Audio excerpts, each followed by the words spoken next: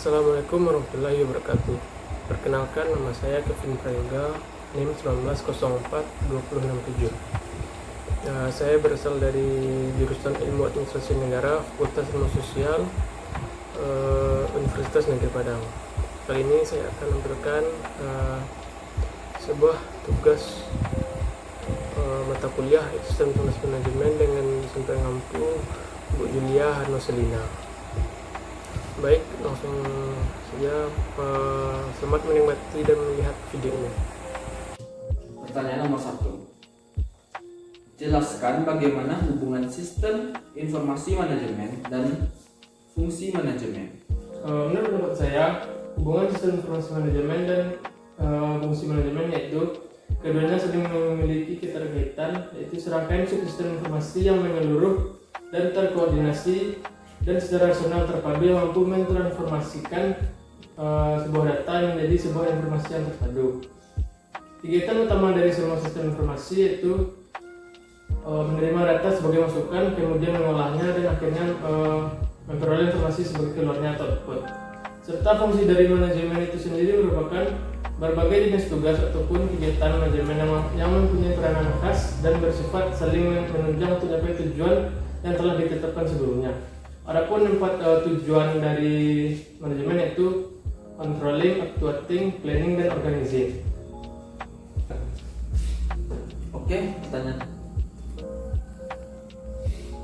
Pertanyaan selanjutnya. Bagaimana sebuah sistem informasi manajemen dapat digunakan sebagai pengambil keputusan? Suatu sistem informasi manajemen dapat digunakan sebagai pengambil keputusan yaitu data sendiri merupakan fakta-fakta yang mewakili suatu keadaan, kondisi, atau peristiwa yang terjadi atau di dalam lingkungan fisik organisasi. Data tidak dapat langsung digunakan untuk pengambilan keputusan, melainkan harus diolah lebih dahulu agar dapat dipahami lalu dimanfaatkan dalam pengambilan keputusan. Pertanyaan selanjutnya.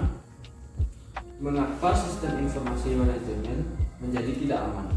Dalam sistem informasi manajemen terdapat adanya peretas atau hacker dan beberapa virus yang sangat bisa berbahaya bagi suatu sistem informasi manajemen. Pertanyaan selanjutnya. Sebutkan fungsi utama diterapkannya sistem informasi manajemen dalam suatu organisasi. Menurut dari beberapa informasi yang saya baca, saya mengetahui sedikitnya ada 4 fungsi utama diterapkannya sistem informasi manajemen dalam suatu organisasi. Yang pertama, mempermudah pihak manajemen untuk melakukan perencanaan, pengawasan, pengarahan, dan pendelegasian kerja kepada semua departemen yang memiliki hubungan komando atau koordinasi dengannya.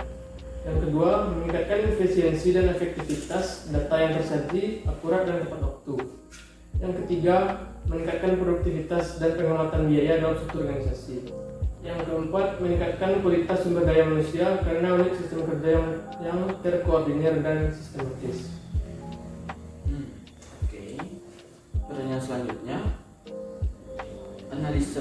Analisislah keterkaitan sistem informasi manajemen dengan teknologi informasi.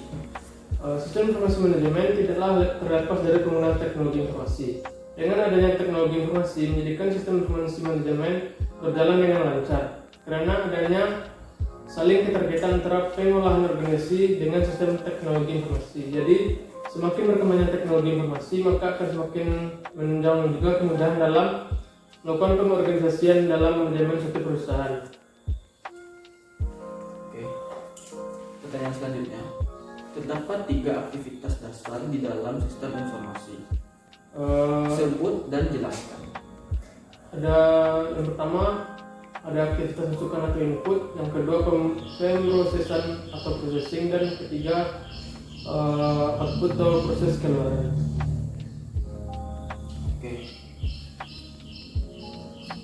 Selanjutnya,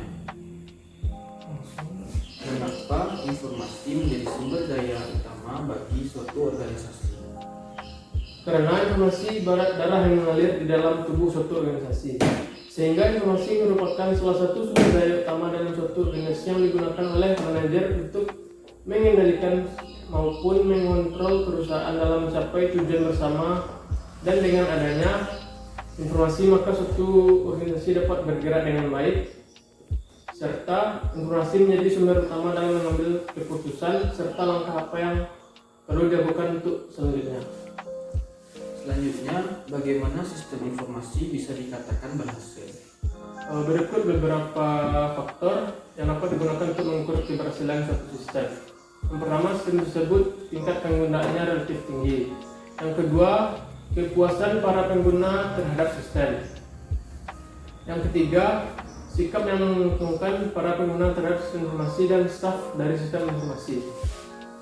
Oke, selanjutnya apa manfaat mempelajari sistem informasi manajemen?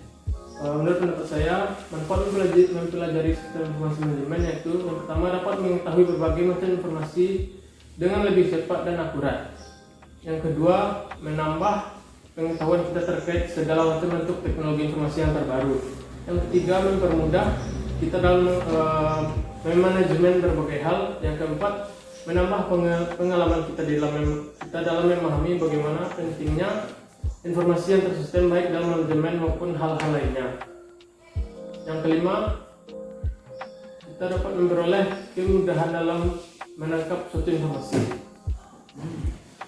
Oke, selanjutnya apa permasalahan yang menjadi kendala dalam hambatan perkembangan SIM? Permasalahan yang terjadi itu yang pertama, pemahaman para pemakai tentang komputer yang masih kurang. Yang kedua, pemahaman para spesialis di bidang informasi tentang bisnis dan peran manajemen yang masih minim. Yang ketiga, relatif mahalnya penggunaan atau harga-harga perangkat komputer. Yang keempat, ambisius para pengguna yang terlalu yakin dan membangun sistem informasi secara lengkap sehingga dapat mendukung semua pesan manajemen. Permasalahan yang menghambat dan menjadi kendala bagi pengen bangun sistem informasi manajemen di Indonesia bukan menjadi penghalang bahwa teknologi ini tidak digunakan dengan baik, melainkan setiap organisasi yang memiliki hambatan dan kendala dalam pengembangan sistem informasi manajemen harus dengan cepat mengatasi dan menyelesaikannya dengan memberikan pemahaman, pelatihan dan intensif kepada para pengguna sistem manajemen agar penggunaan dan pemahaman para pemakai menjadi lebih optimal.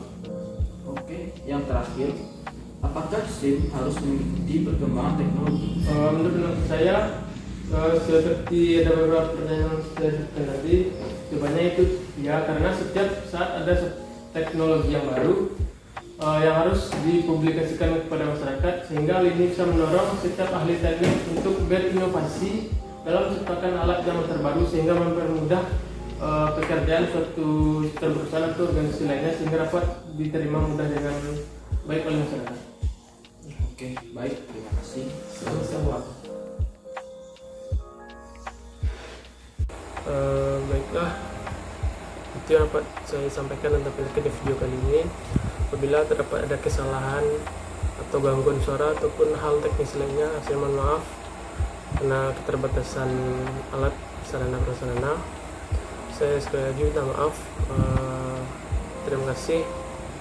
Assalamualaikum warahmatullahi wabarakatuh.